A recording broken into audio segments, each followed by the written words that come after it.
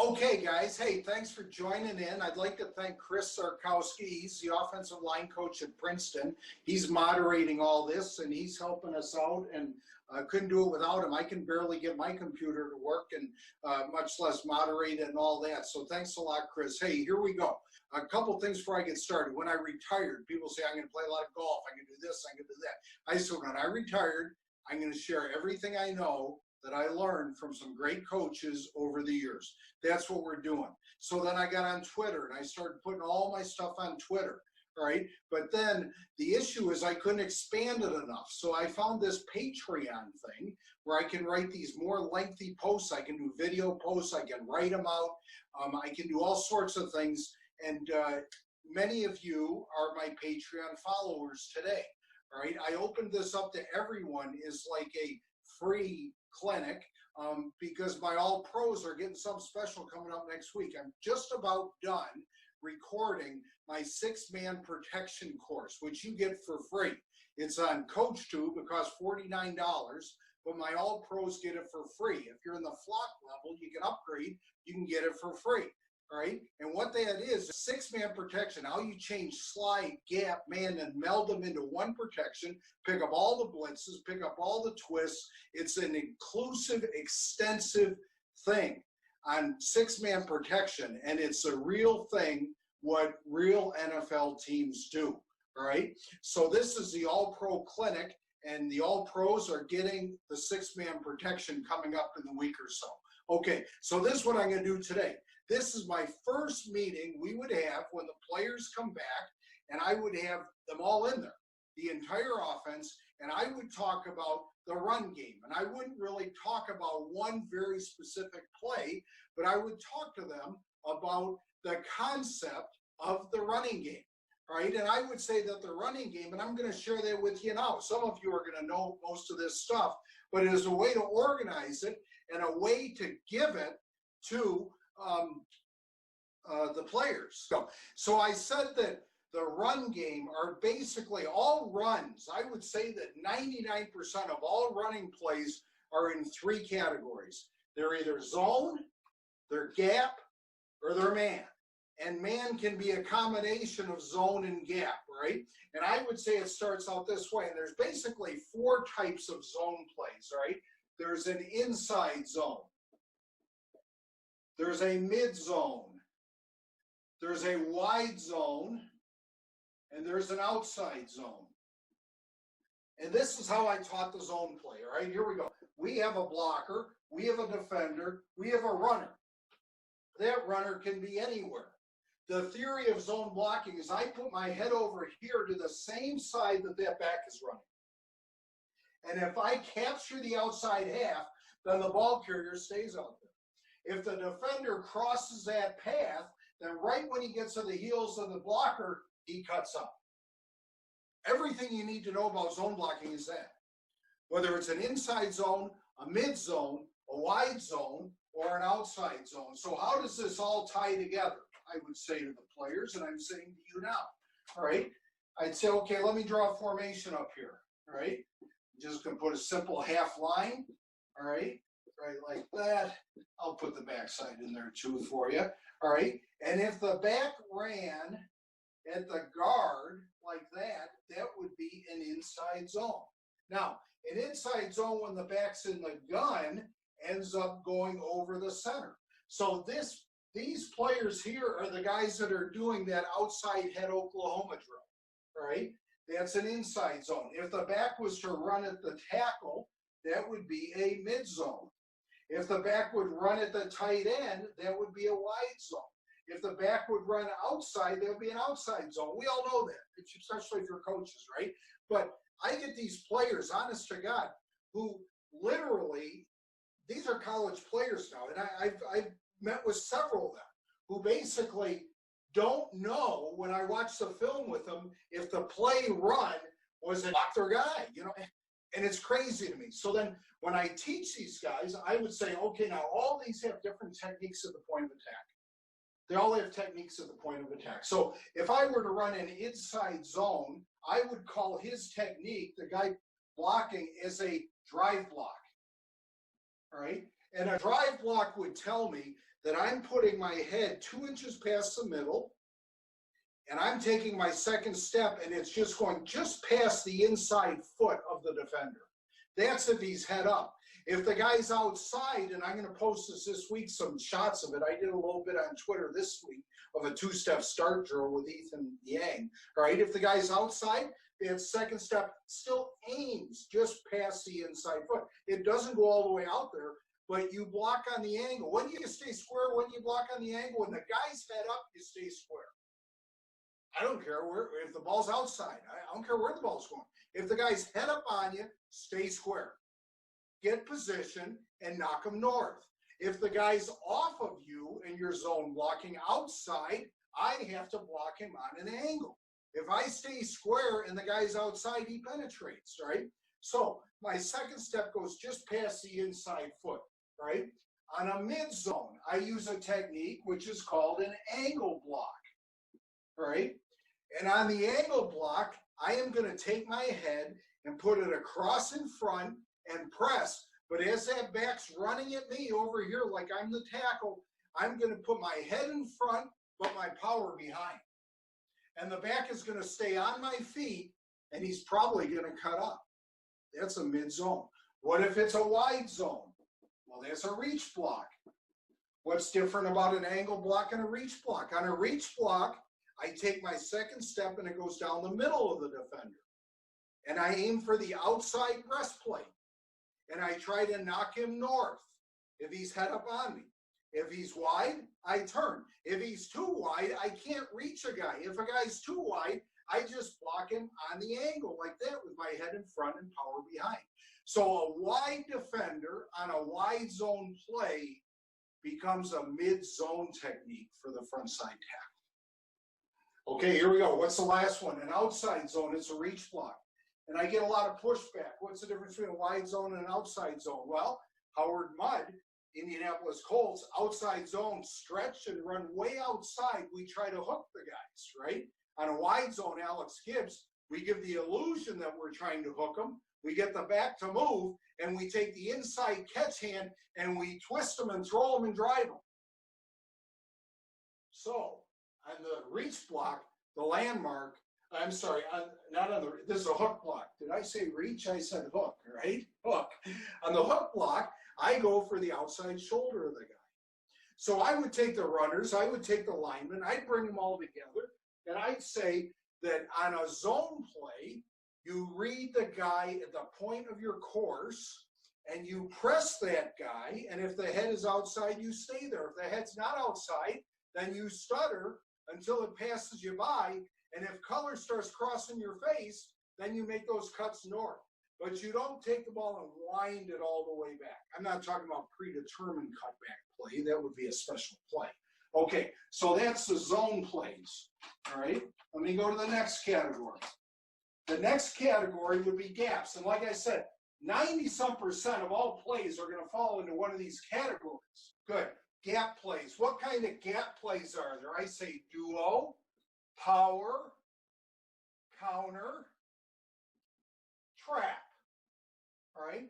So between these two categories, 80% of them are the running plays of the entire season of every team, the hundreds of running plays. The 10% are down here in the man category. And then you get a few special plays, reverses, back plays, things of that nature. But here we go, which kind of come off those. Gap plays. All right, here we go. The first one, I'm going to draw a defense here. I'm going to draw an under. All right, and the first play I'm going to talk about is duo. My father ran this play. This play has been around forever. People get confused. What the heck is duo? In fact, a coach asked me a question that I'm going to address later. How do you count the duo play? All right, that's one of the questions that was proposed, right? So here we go. This is duo. Duo is two double teams. We double team to that guy. We double team to that guy. They cut off the backside. Somebody kicks out. The back runs here. Most people do on an inside zone course. When we ran duo, we always ran at the double team, right? So the back would take it there if the guard was uncovered. The back would take it there if the guard was covered, right? Because the concept of the duo is the back runs at the double team, and he reads the linebacker. These two guys, rather than blowing them back like you would on a power or counter. These two guys get fitted in here and they do foot fire. And they wait for this backer to declare. And the second he triggers, then they come off. If he goes over the top, then the tackle helmet adjusts and the tight end hits and he comes off. But the back is trying to run off this backer. In fact, the really good backs will come right here and they'll lean and they'll cut and they'll try to sucker with this backer and they'll try to get him to declare, right, so that they can make a cut. This is all vertical. That is duo, all right? Next one, power. Well, when I was a kid, the colleges first started running these power plays. They said, hey, let's pull the backside guard for the front side linebacker. Okay, well, he's pulling for him, so now we're going to double all the way back. All right, and everybody gaps back, still kick out, and that's power. So I would say to the players, okay, how do you learn all these plays? You got 100 plays in the playbook. You learn 3 concepts. And you put duo and power and counter and trap all together in a concept, and then you make your adjustments. Because it's going to be the same way. Because once again, we got the kick out here, and the back is going to hug this double team right in here, right? And then after he follows the double team, he's going to read the block on that linebacker, right? Okay, then we said, oh, shoot, all right, I got a mess here on my board, but that's on purpose because I want to show you how it's all the same. Let's say we decide to put the fullback over here and pull the guard for the fullback's guy, and now the tackle for the guard's guy that we had on power. That's counter. All right, players, are you with me? Power and counter, it's the same thing. We're just changing one little guy here. So don't learn the whole new thing. And then the last concept to know in gap blocking is trap, right? And on a quick trap play, we're going to influence the defensive lineman and let him think that he is not being blocked, all right? We can draw technique the guy, we can fake, let's just put him inside for right now. We're gonna let that guy go, and then the guard's gonna trap him. And that back is gonna hug the backside of that trap block and take it right up in there. So there we go, we got the 4 zone plays, right? Yeah, you can have an outside zone with a toss, right? It's the same thing as an outside zone with a handoff, right? And then you got the gap plays. Once again, like I said, that's 80% of their run offense. Let's talk about the last 10%, all right? The last 10% are man plays, all right? Man plays combine both. And man plays mean at the point of attack front side, they are blocking man. And in this particular play, we'll run a draw where an insert guy blocks that linebacker, could be a tight end, could be a fullback, and then the backside uses gap. Man, gap. Well, let's take him out of there, all right? Okay, let's run an offset across the backfield draw. Still man, gap, all right? That is one situation where we would have man plays. The other situation are G and T plays. G and T, all right? So if we get like this, all right, and we're gonna combine these things together, all right, that's down block, he pulls around for this guy, right? That is man, right? They're not zone blocking, they're man blocking. And then the backside is using zone blocks to cut off, all right? That's a G block. Well, what's a T block?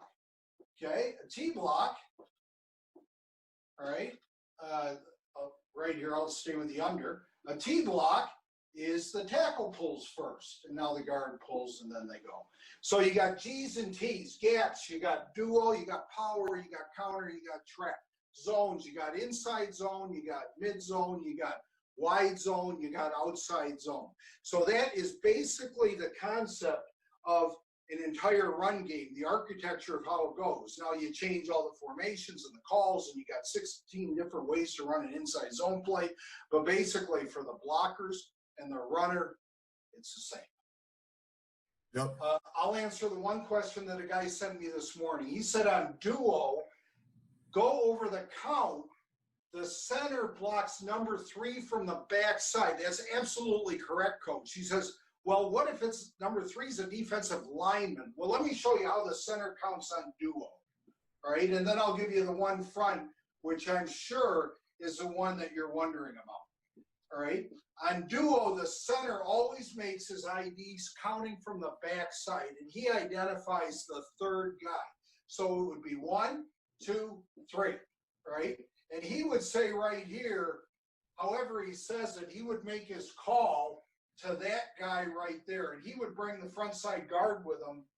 I made a George call when it was center and front side guard, right? So the center would say George 57, right? And when we said George 57, then the center and the guard knew they were double teaming to here. So then the backside guard takes the next one, he takes the next one. And since they go George to 57, then the tackle knows he's got the next one and he's uncovered. So he would double and the tight end takes the next one. Because on duo, the rules really are the center identifies number 3 and he becomes 0. Then the backside guard has backside 1, the backside tackle has backside 2. The front side guard has front side 1. Here's 0, 1. Think of this as a number line, if you will. Okay, he's front side 1. Okay, so here's front side 2. Well, I can double to him. He's front side 3. The tight end has 3, and the wingback has 4. Right? And that is the basic way you count out duo. But the question that the coach posed me this morning, all right, that I want to answer, and I know, Coach, exactly what front you're going to tell me. You didn't tell me, but I know the issue. All right, here it is. Tell me if I'm right. Pipe in when I'm done, because I want to make sure I answered your question correctly, the one you sent me this morning. All right, that front right there. All right, what do you do when the center, right, when number 3 is there and there's a guy sitting in his gap? Well, now the center is going to still identify number 3 as his guy, and how's he going to get to that guy? Well, he would say George to that guy.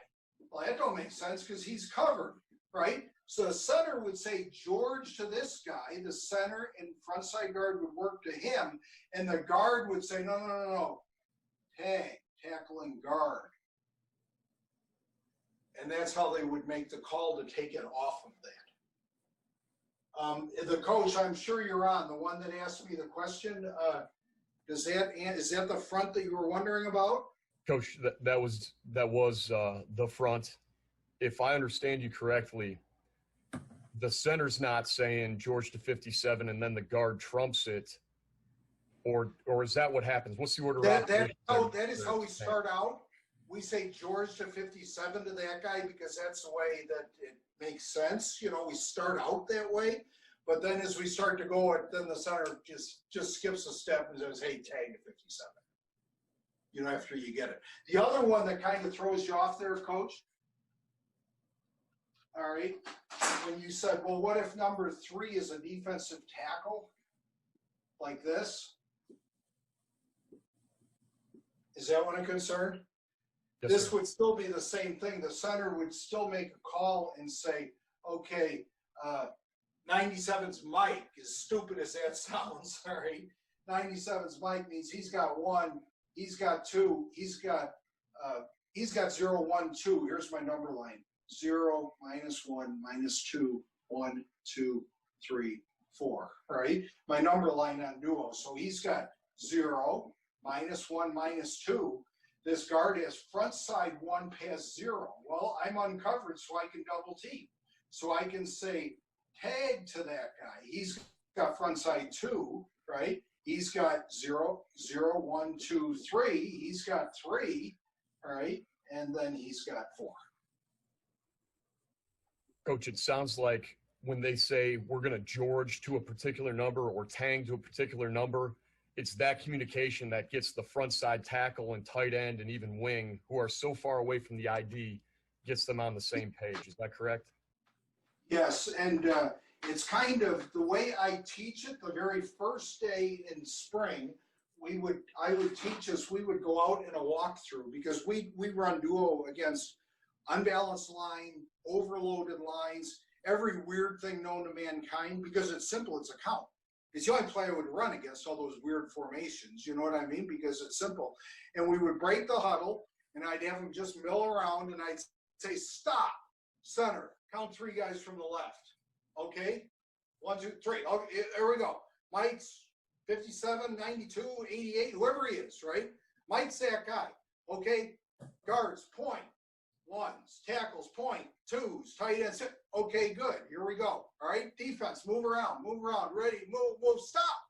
All right? Here we go. Center, find 3. Guards, point. Tackles, point. Tight ends, point.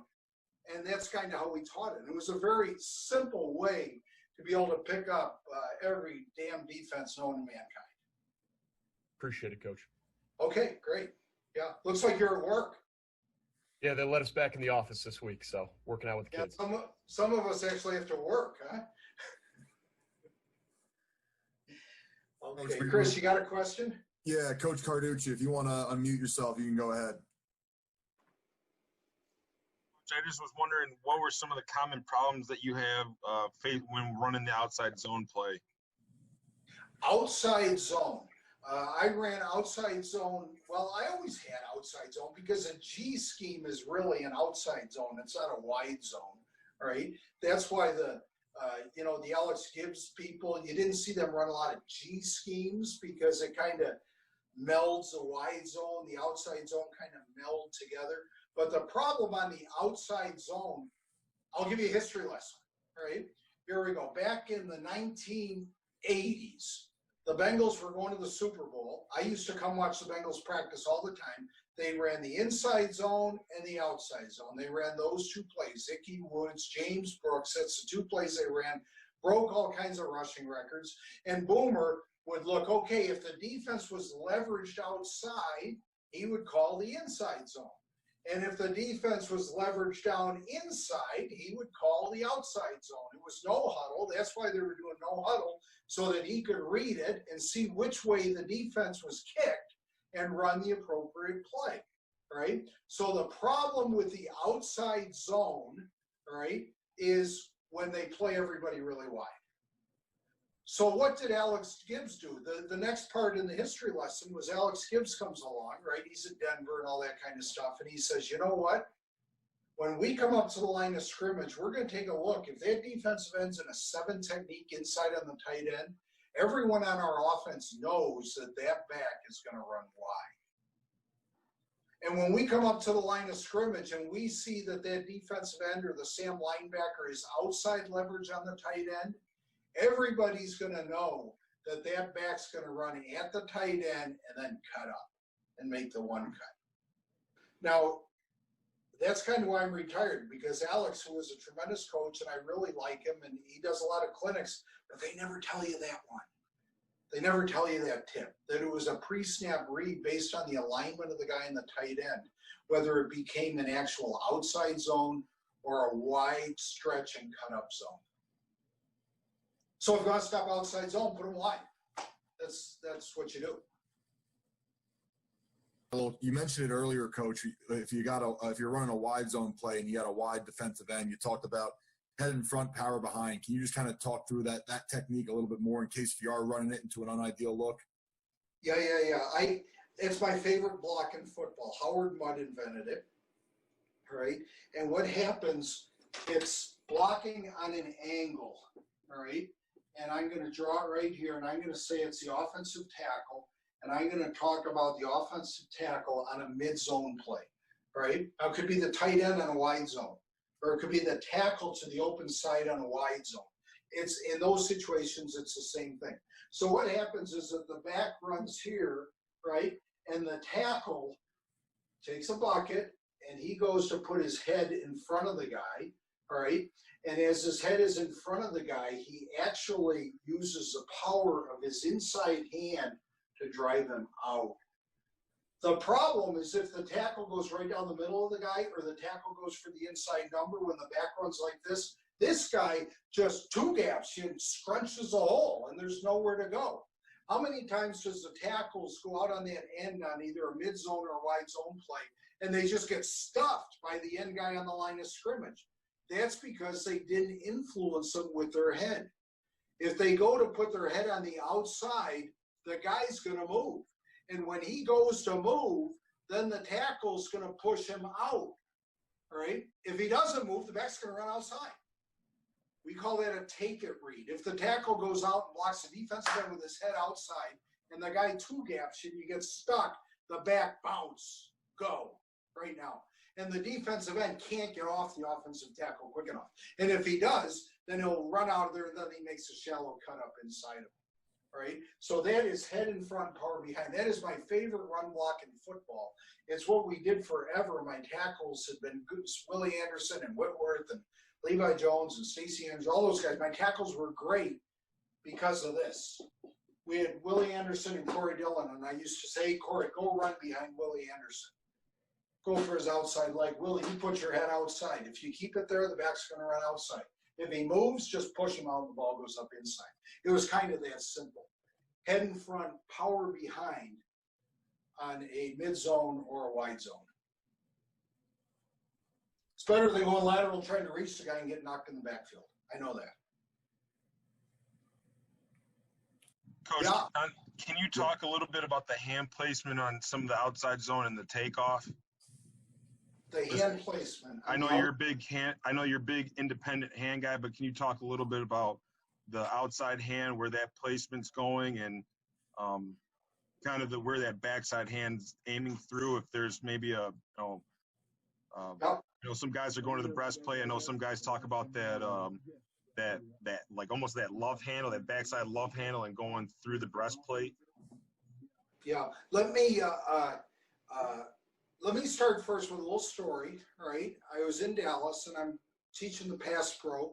And I'm talking about, high outside hand, low inside hand, all that kind of stuff. And all of a sudden, Zach Martin, the great right guard, all pro, going to be a Hall of Fame player.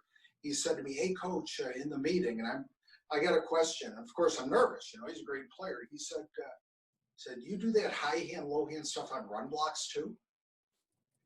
And then I paused. And I said, "Well, Zach, yeah, actually I do."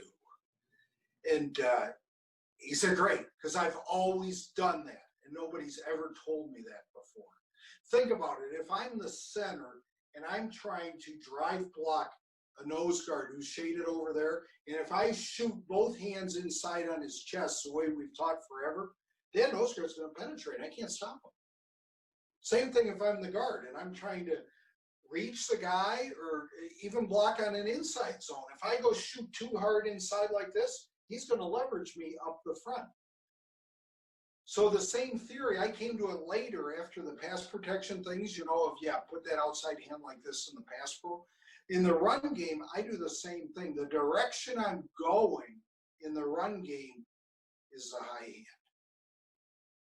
The inside hand, and I'm going to steal a word, it's Alex's Gibbs word, it's the greatest word going, is the catch hand.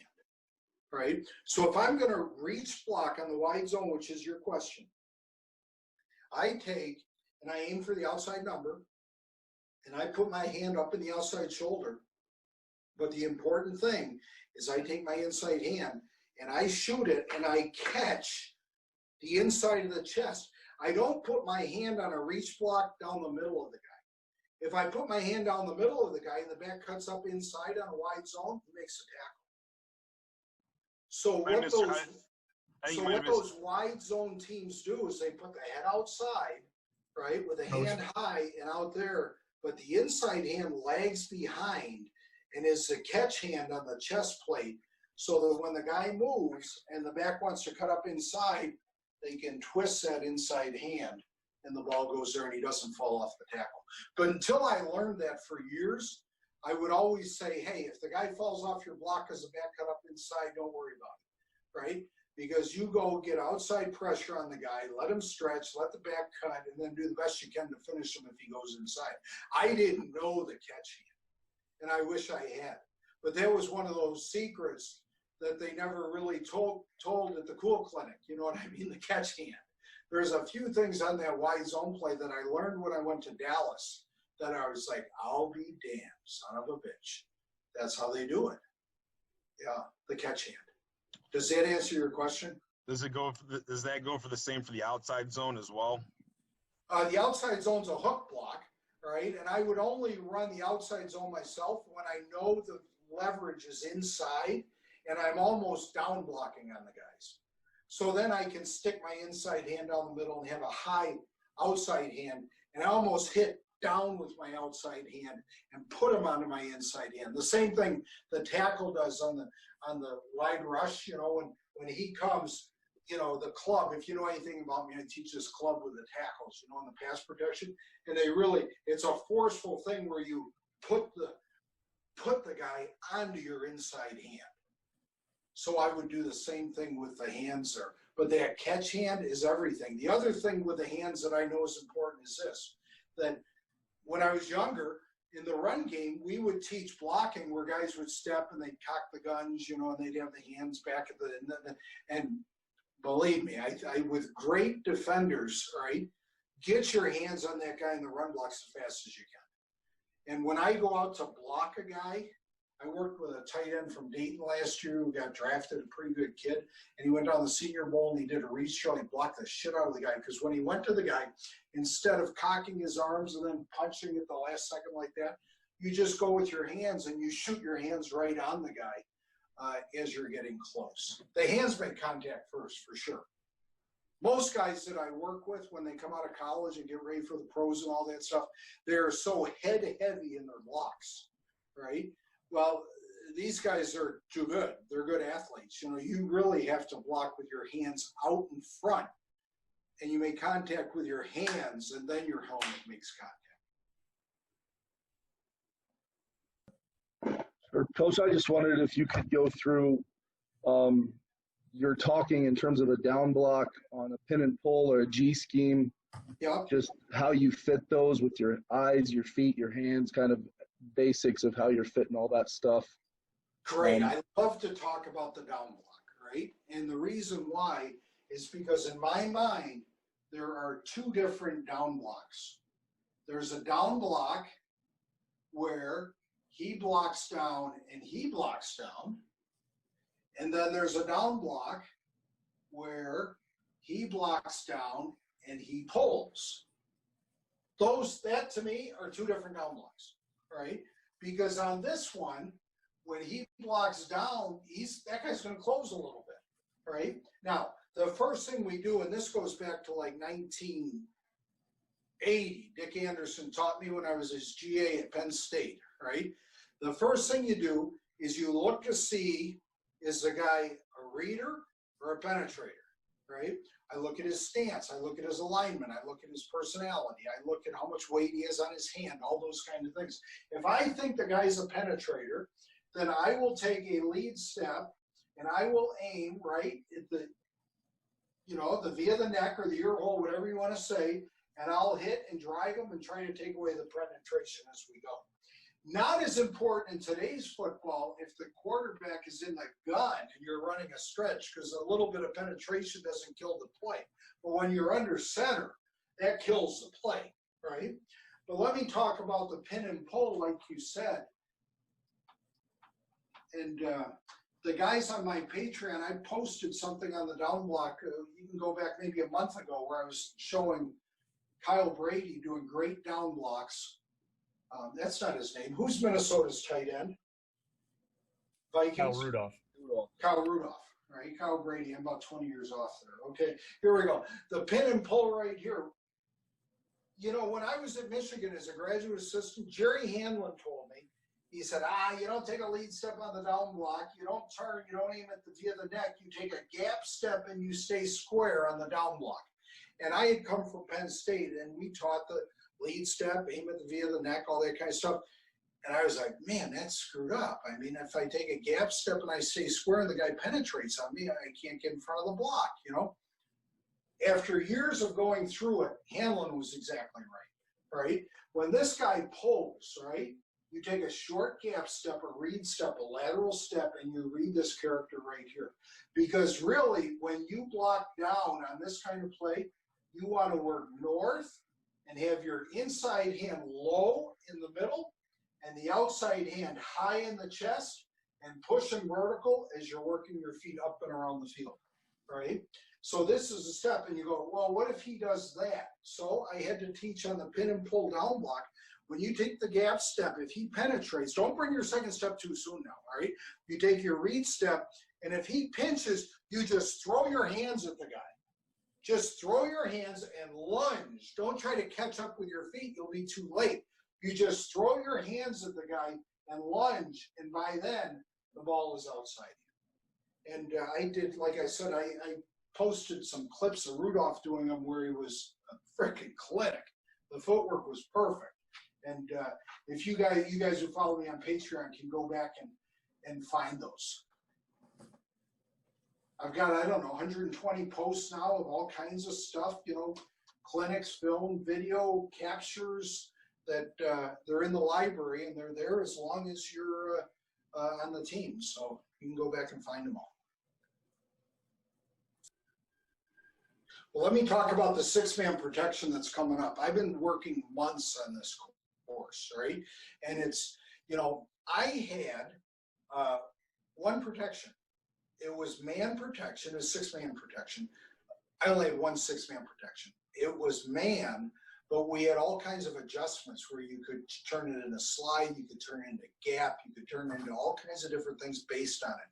So what I'm doing in the course is exactly what the quarterback reads. He comes up, he looks at his tips, I'll go over all the tips, he makes his point, the line, they adjust to the points, and it's how I did this, right? And I'm gonna just do this one little example here, all right, slide protection, all right? And I'm gonna do one example, all right, that to me is crazy. Let's say we got slide protection, right? He's Will, right? I've seen teams literally in the NFL on 3rd and 15, and this linebacker is 12 yards deep. He ain't blitzing. And they've had the center go way over here, right? And this here, and this guy's out here, and this poor guy here is blocking J.J. Watt, right? And I like to say, what did they tell the guard? Did they say, good luck? I mean, I don't know what they told him. So I would never do that. I don't care if we called slide and those were the rules, right? If that was J.J. Watt, I would set middle with the center. I got time for him. And if it's J.J. Watt, I would call middle, right.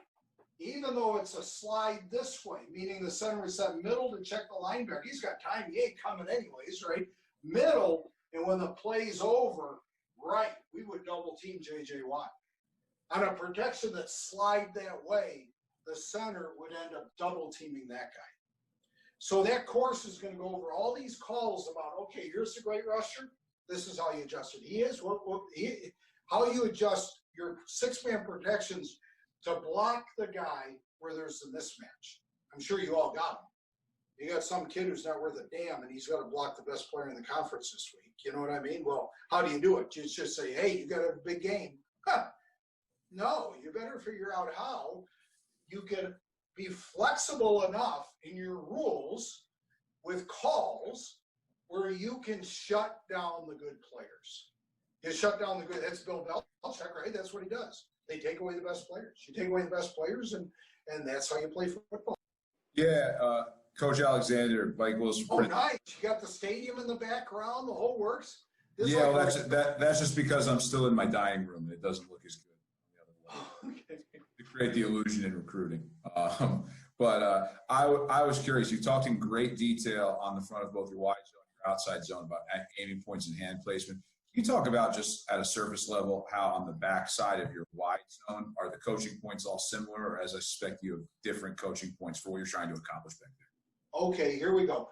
And I've posted video clips and breakdowns of this to my Patreon team. You guys can go back and find it. But the one post I want to talk about on the backside zone, these guys never really know what to do. Here's my rule.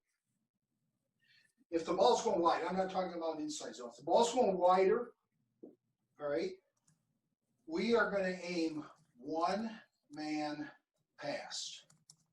That's our one-man pass rule. What is the one-man pass rule? Well, if this guy's here, we're going to pretend he's here. And then I'm going to run at the front side shoulder of that guy and stick a hand out for this guy. And this guy here is also going to run for the inside shoulder of that. So wherever that guy is, all right, it ends up being coordinated. If the backer's here, well, we aim one more pass. So now this is thicker, right? If he's way over the center, you know, in a good luck situation, you know, they're way over like that. So the alignment of the backer that they worked for on the backside zone combinations is going to tell us the angle that they set. So these guys find one-man pass, and then you guys strike a line, strike a line, strike a line, strike a line, and you guys run through that line. And then that gets both guys coordinated. You know what I mean? You get the thing, oh, you didn't put your head in front, oh, you got to go here, you got to go there. Hell no. And you know, the way I teach it, coach, try this. You'll love it, right? Coach, put these guys here, but you stand here where you want a one-man pass. And this be the easiest damn thing, because I used to teach her, okay, first step, second step, third step, and then I said, okay, here we go. Hey, you guys run to me, right? Go.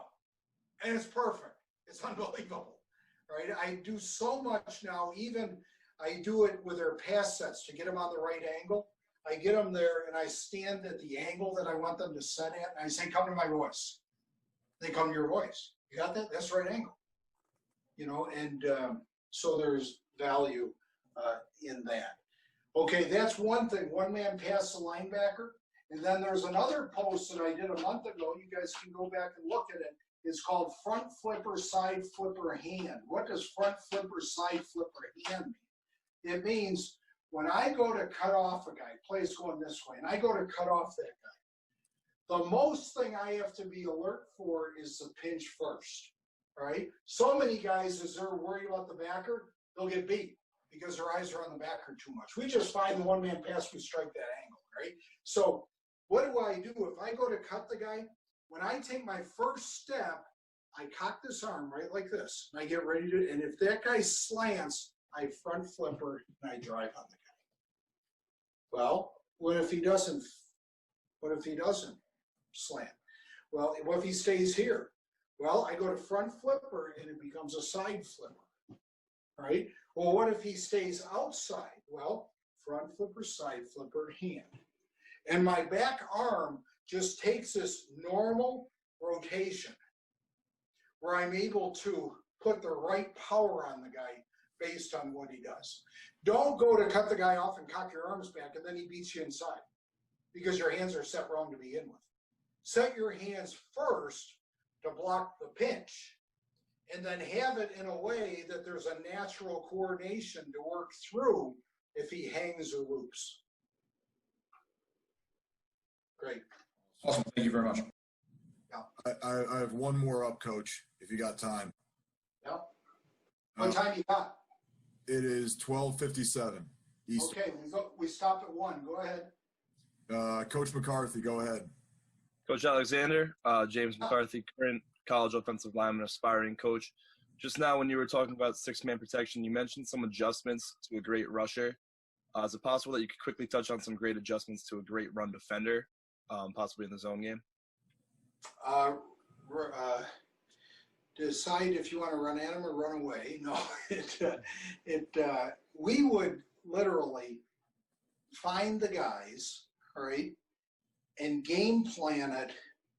If you're going to run, okay, J.J. Watt, I'll take him. He's a great player, run and pass. Obviously, when he was in his prime, he was the best player in the NFL. When you run at J.J. Watt, he's kind of no problem. But when you run away from him, especially if you drop your head and go to cut him off too quick, he'll freaking jump around you like that. Same thing with Bruce Smith. So we would actually, what I did in pro football is every one of our running plays, because you only get so many shots. Every running play, I would say, okay, we're only running this play when we're on the right hash and J.J. Watt is over there. And I literally would script it, and we would have very detailed game planning call sheets. We'd only run, only when they put this nickel rusher in the game on second and long, when 97 comes in the game, we're running this draw play, right? And I only have a couple minutes here. I'd like to answer that question in more detail, but that's one little thing I can tell you, that I never went into the game with our 10 running plays, all of them right and all of them left. Never. In fact, half my plays we only ran one way because only the right guard was a good puller or whatever. I didn't waste my time running them both ways. Well, what if we get on the other hash? Well, we either decide if it's okay to run to the boundary or run another play. And so we would do that and rep these plays out. And the Steelers, DeCastro's the only puller. One of their base plays they run is the counter play, the backside guard and fullback counter play. They only run it to the left of the Castro pull. They don't run the counter to the right, right? You watch them on film and TV, and it's true, and it's still one of their best plays, and people haven't figured it out. Thanks a lot, Coach. I hope that helps you out, but I'd like to answer that question more in detail at some point because I've got more ideas than just that one. Yep, thank you. Okay. All right, so we're wrapping up, Chris. Yes, sir. Okay, guys. Well, thanks for coming on. I hope you got something out of it. You all pros, get ready. The 6-man pro's coming out. If you want to get it and you're not an all-pro, if you're a flock, you can upgrade to the all-pro. You get access to all my Coach 2 courses. There are about 6 of them now, right, for free, all right, for just $25 a month. Or if you're not a Patreon member, I hope you are. It's only $10 a month, for Christ's sake, all right? If you're not a Patreon member, you'll be able to get my 6-man protection course on Coach 2.